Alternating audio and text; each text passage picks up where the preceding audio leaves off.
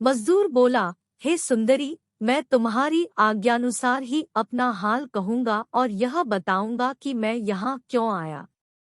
आज सवेरे मैं अपना टोकरा लिए काम की तलाश में बाजार में खड़ा था। तभी तुम्हारी बहन ने मुझे बुलाया। मुझे लेकर पहले वह शराब बेचने वाले के यहाँ गई। फिर कुजरे की दुकान पर उसने ढेर सी तरकारियां खरीदी और फल वाले के यहाँ से बहुत से फल लिए। गोश्त वाले के यहाँ से उसने तरह तरह का मांस खरीदा और अन्य दुकानों से भी बहुत कुछ लिया। फिर सारा सामान मेरे सर पर लदवाकर आपके घर में लाई। आपने कृपा करके मुझे अब तक ठहरने दिया और खानपान दिया, जिसके लिए मैं आपका आजीवन आभारी रहूंगा। यही मेरी राम कहानी है। मजदूर की बातें सुनकर जुबैदा ने कहा, तेरी बातें ठीक मालूम होती है। अब तू तुरंत यहाँ से चला जा और खबरदार आगे कभी मेरे सामने न आना। मजदूर यद्यपि बड़ी मुसीबत से छूटा था, किंतु उसकी चपलता न गई। उसने कहा कि यदि अनुमति दे तो मैं इन शेष लोगों की कहानियां भी सुन लूं, फिर घर चला जाऊंगा। जुबैदा ने अनुमति दे दी और कहा, दालान के एक कोने में खड़े होकर चुपचाप सुन ले, कुछ बोलना चालना नहीं। मजदूर ने ऐसा ही किया। फिर जुबैदा ने फकीरों को आत्मकथाएं सुनाने का इशारा किया। पहले फकीर ने अदब से घुटनों के बल खड़े होकर कहा, सुंदरी, अब ध्यान लगाकर सुनो कि मेरी आँख किस प्रकार गई और मैं क्यों फकीर बना। मैं एक बड़े बादशाह का बेटा था। बादशाह का भाई यानी मेरा चचा भी एक समीपवर्ती राज्य का स्वामी था। मेरे चचा का एक बेटा मेरी उम्र का था और दूसरी संतान एक पुत्री थी। मैं अपने पिता के आदेशानुसार प्रतिवर्ष अपने चचा के यहाँ जाया करता था और महीने 2 महीने वहाँ रहा करता था। कई बार इस प्रकार आने जाने से मेरी अपने चचेरे भाई से मैत्री और प्रीति बहुत बढ़ गई। एक दिन मैंने देखा कि मेरा चचेरा भाई असाधारण रूप से प्रसन्न है। उसने सदा से अधिक मेरा सत्कार किया, स्वादिष्ट भोजन कराया और भांति भांति के खेलतमाशों से मेरा मनोरंजन किया। फिर मुझसे कहने लगा, पिछली बार तुम्हारे जाने के बाद मैंने बड़ी जल्दी और बहुत ही सुंदर ढंग से एक महल बनवाया है। अब रात हो गई है, मैं सोना चाहता हूँ, फिर तुम्हें नया महल दिखाऊंगा। लेकिन शर्त यह है कि तुम कसम खाओ कि यह भेद किसी से नहीं कहोगे। मैंने ऐसा करने से सौगंध खाई। वह उठकर गया और कुछ ही देर में एक सुंदरी स्त्री को साथ लेकर आ गया। न उसने बताया कि यह स्त्री कौन है, न मैंने उसके बारे में पूछा। हम तीनों बैठकर इधर-उधर की बातें करने लगे और पात्रों में भर भर कर मदिरा पीने लगे। कुछ देर बाद मेरे चचेरे भाई ने कहा कि चलो यहाँ से चलें। उसने मुझसे कहा कि तुम इस स्त्री को लेकर कब्रिस्तान जाओ और कब्रिस्तान में जहाँ कहीं भी गुंबद वाली नई कब्र देखो तो समझ लो कि यह उसी महल का प्रवेश मार्ग है। तुम दोनों गुंबद के अंदर जाकर मेरी राह देखना। मैं उसी स्त्री के हाथ में हाथ देकर बाहर निकला और कब्रिस्तान की ओर चल दिया। चांदनी रात थी, इसलिए हम लोगों को गुंबद वाली नई कब्र ढूंढने में कोई कठिनाई नहीं हुई। हम गुंबद के अंदर गए तो देखा कि राजकुमार अकेला ही एक चूने की टोकरी, पानी की गागर और जरूरी औजार लिए खड़ा है। हमारे पहुंचने पर उसने फावड़े से जमीन खोदी। मिट्टी के नीचे पत्थरों की सिले थी, जिन्हें निकालकर उसने एक ओर रखा। पत्थरों के नीचे एक दरवाजा दिखाई दिया। दरवाजे का किवाड़ ऊपर उठाया तो नीचे जाने के लिए एक लकड़ी की सीढ़ी दिखाई दी। मेरे चचेरे भाई ने अब उस स्त्री से कहा कि इसी रास्ते पर चलकर वह द्वार मिलेगा जिसका मैंने तुमसे उल्लेख किया था। वह स्त्री यह सुनकर सीढ़ी से नीचे उतर गई। राजकुमार भी उसके पीछे चला गया। जाने के पहले मुझसे बोला कि तुमने हम लोगों के लिए जो परिश्रम किया है उसके लिए मैं तुम्हारा आभारी हूँ, लेकिन अब मैं तुमसे विदा लेता हूँ। हाँ, भगवान के लिए इस बात को गुप्त रखना। मैंने बहुत पूछा कि तुम कहाँ जा रहे और यह सब क्या हो रहा है, किंतु उसने कुछ न बताया, केवल इतना कहा कि दरवाजे पर मिट्टी डालकर भूमि समतल कर देना और जिस रास्ते से आए हो उसी से वापस चले जाना। विवशतः मैं दरवाजे पर मिट्टी डालकर अपने चचा के महल को वापस हुआ। मुझे नशा उतरने के बाद खुमार की दशा थी और मेरे सिर में पीड़ा हो रही थी, इसलिए मैं अपने कमरे में जाकर सो रहा। सुबह उठने पर रात के वृत्तांत का स्मरण करके मैं बड़ा चिंतित था और यह भी सोचता था कि मैंने रात को जो देखा वह स्वप्न था या सत्य था। मैंने एक सेवक से कहा कि तू जाकर देख कि मेरे भाई ने उठकर कपड़े बदले हैं या सो ही रहा है।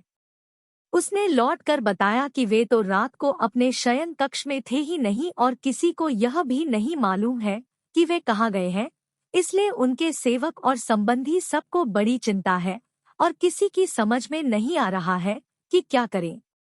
मुझे भी इस बात पर बड़ी चिंता हुई और मैं फिर कब्रिस्तान को गया। मैंने सारा दिन गुंबद वाली कब्र के खोजने में लगाया किंतु वह कब्र नहीं मिली। इसी प्रकार 4 दिन तक मैं कब्रिस्तान जाकर अपने भाई की तलाश करता रहा, लेकिन उसका या उसके मकान का कुछ पता न चला। सुंदरियों, यहाँ यह बता देना भी आवश्यक है कि उन दिनों मेरा चचा यानी वहाँ का बादशाह कई दिन से राजधानी में नहीं था, क्योंकि वह शिकार पर गया था। उसकी वापसी में भी देर थी, इसलिए मैं अत्यंत व्याकुल हुआ। मेरी इच्छा हुई कि अपने पिता के राज्य में वापस जाऊं। मैंने मंत्री से कहा कि अब की बार मैं साधारण समय से अधिक यहाँ पर रहा और मेरे पिता को मेरी चिंता होगी, इसलिए मैं जा रहा हूँ। आप बादशाह के आने पर उनसे यही कह दें। मंत्री स्वयं बड़ी चिंता में था, क्योंकि शहजादे की कोई खोज खबर नहीं मिल रही थी। मैं स्वयं उसे कुछ न बता सकता था, क्योंकि शहजादे ने मुझे कुछ न कहने की कसम दिला रखी थी। जब मैं अपने पिता की राजधानी में आया तो महल के चारों ओर सेना की बड़ी जमात देखी। सैनिकों ने मुझे देखते ही बंदी बना लिया। मैंने बिगड़कर पूछा कि यह क्या करते हो, तो एक सरदार ने कहा, शहजादे, यह सेना तुम्हारी नहीं, तुम्हारे शत्रु की है। तुम्हारे पिता के मरने के बाद मंत्री ने तुम्हारे राज्य पर अधिकार कर लिया है। उसने तुम्हें गिरफ्तार करने की आज्ञा दी है और कहा है कि तुम जहां भी मिलो तुम्हें पकड़ लिया जाए।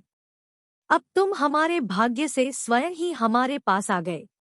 यह कहकर वह सरदार मुझे अत्याचारी मंत्री के पास ले गया, जो अब राज सिंहासन पर बैठा हुआ था। मुझे कितना दुख और कितनी ग्लानि हुई होगी यह आसानी से समझा जा सकता है। वह दुरात्मा आरंभ ही से मेरा शत्रु था।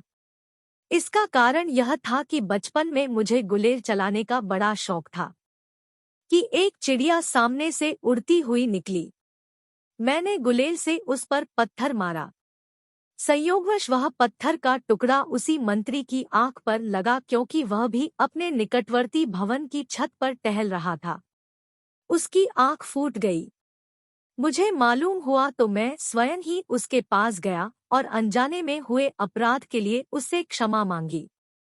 वह कुछ बोला नहीं, किंतु उसने मुझे कभी क्षमा नहीं किया और बराबर इस ताक में रहता था कि कब अवसर पाए और मुझसे बदला ले। इसलिए जब मुझे असहाय और अशक्त देखा तो पुरानी बात याद करके क्रोध में भरकर सिंहासन से उतरा और झपट कर मेरे पास आया और मेरी दाहिनी आंख में उंगली घुसेड़ दी। उसने इतने ही पर बस नहीं की। उसने मुझे एक पिंजरे में बंद कर दिया और जल्लाद को आज्ञा दी कि इसे नगर के बाहर ले जाकर इसका वध कर दे और इसके शरीर के टुकड़े करके पशु पक्षियों को खिला दे। जल्लाद घोड़े पर बैठकर शहर के बाहर आया और दूसरे घोड़े पर वह पिंजरा रखकर ले गया जिसमें मैं बंद था। उसकी सहायता को अन्य सेवक भी थे। जंगल में जाकर मेरे हाथ पांव बांधकर मुझे मारने के लिए तलवार निकाली। मैं अत्यंत दीनता से रोने और प्राण भिक्षा मांगने लगा और जल्लाद को याद दिलाया कि उसने बरसों मेरे पिता का नमक खाया है। अंत में जल्लाद को मुझ पर दया आ गई। उसने मुझे छोड़ दिया और कहा, तुम तुरंत ही यह देश छोड़कर चले जाओ। इधर की तरफ भूलकर भी मुंह न करना। अगर तुम यहाँ आए तो तुम तो मारे ही जाओगे, मुझे भी प्राणदंड मिलेगा। मैंने जल्लाद का बड़ा एहसान माना और भगवान को लाख लाख धन्यवाद दिया कि भले ही आंख गई, लेकिन जान तो बच गई, काना होना मुर्दा होने से तो अच्छा है। मेरी भूख प्यास और आँख की तकलीफ से बुरी हालत थी। मैं चलने फिरने के लायक न था। दिन में जंगल की झाड़ियों में छुपा रहा। रात को धीरे धीरे छुपता छुपाता अनजाने रास्तों पर धीरे धीरे चलता हुआ कई दिनों में अपने चाचा की राजधानी में पहुंचा। जब मैंने चाचा को अपने दुर्भाग्य का पूरा हाल बताया तो वह जैसे पछाड़े खाने लगा और बोला, मुझसे अधिक अभागा कौन होगा। मैं अपने पुत्र के लापता होने से क्या कम दुखी था कि मुझे अपने भाई के, जिसे मैं प्राणों से भी अधिक चाहता था, प्राणांत की सूचना मिली। अब मैं अपने पुत्र को कहाँ खोजूं और वह बहुत देर तक अपने पुत्र को याद करके घंटों रोता रहा। उसके निरंतर रोदन से मेरे धैर्य का बांध टूट गया। मुझ में इतनी क्षमता न रही कि मैं अपने चचेरे भाई को दिए हुए वचन को निभाए रखता। अतएव मैंने वह सारा वृत्तांत अपने चाचा को कह सुनाया जो मैंने उस रात को देखा था। चाचा को यह सुनकर ढांढस हुआ और उसने कहा, बेटे तुम ठीक कहते हो। मुझे भी मालूम हुआ था कि उसने यहाँ से समीप ही एक गुंबददार कब्र यानी मजार बनवाया है। वह वही हो सकता है, लेकिन उसने यह भेद किसी को नहीं बताया। रात को वेश बदलकर मैं और चचा महल के बाग के दरवाजे से निकलकर कब्रिस्तान में पहुंचे। मुझे यह देखकर आश्चर्य हुआ कि हम लोगों को थोड़ी ही देर में कब्र मिल गई। शायद अकेले आने पर मैं ठीक स्थान पर नहीं पहुंच सका था। मैंने कब्र को फौरन पहचान लिया। हम लोग गुंबद के अंदर गए। वह लोहे का दरवाजा, जिसके नीचे सीढ़ी गई थी, बड़ी कठिनाई से खुला क्योंकि शहजादे ने उसे अंदर से चूना आदि लगाकर मजबूती से बंद कर दिया था। दरवाजा खुलने पर पहले चाचा नीचे उतरा, फिर मैं गया। कुछ दूर जाकर देखा कि दयोढ़ी में बदबूदार धुआं भरा है। आगे बढ़े तो देखा कि सुंदर बैठने का स्थान है और वहां कई दीपक यथेष्ट प्रकाश दे रहे थे। बीच में एक हौज बना हुआ था जिसके चारों ओर खाने पीने की वस्तुएं रखी थी, किंतु वह स्थान बिल्कुल निर्जन था।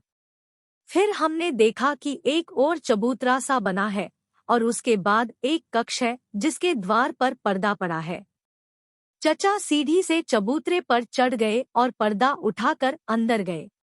मैं भी पीछे पीछे चला गया। हम लोगों ने देखा कि शहजादा उसी स्त्री के साथ, जिसे पहले मैंने देखा था, एक पलंग पर लेटा है, किंतु उस पर भगवान का ऐसा कोप हुआ था कि दोनों कोयले की तरह काले हो गए थे। ऐसा मालूम होता था जैसे किसी ने उन्हें जीवित ही धधकती आग में डाल दिया है और उनके राख हो जाने के पहले उन्हें निकालकर पलंग पर लिटा दिया है। मेरे तो यह देखकर रोंगटे खड़े हो गए, लेकिन मेरा चचा यह देखकर बिल्कुल विचलित नहीं हुआ। उसके चेहरे पर न दुख का कोई चिन्ह था न आश्चर्य का। हाँ, उसका क्रोध बढ़ता जा रहा था। उसने शहजादे के मुंह पर थूक दिया और कहा, अभागे, तूने यहाँ तो दुख पाया ही है, परलोक में इससे अधिक पाएगा। इस पर भी उसका क्रोध शांत न हुआ तो उसने पांव से जूती निकालकर कई बार शहजादे के मुंह पर मारी। मैंने क्रोध में आकर कहा, एक तो मुझे वैसे ही भाई के मरने का दुख है, फिर आप मरने पर उसका अपमान कर रहे हैं। ऐसा क्या अपराध उसने किया है जिससे आपकी क्रोधाग्नि इतनी भड़की है?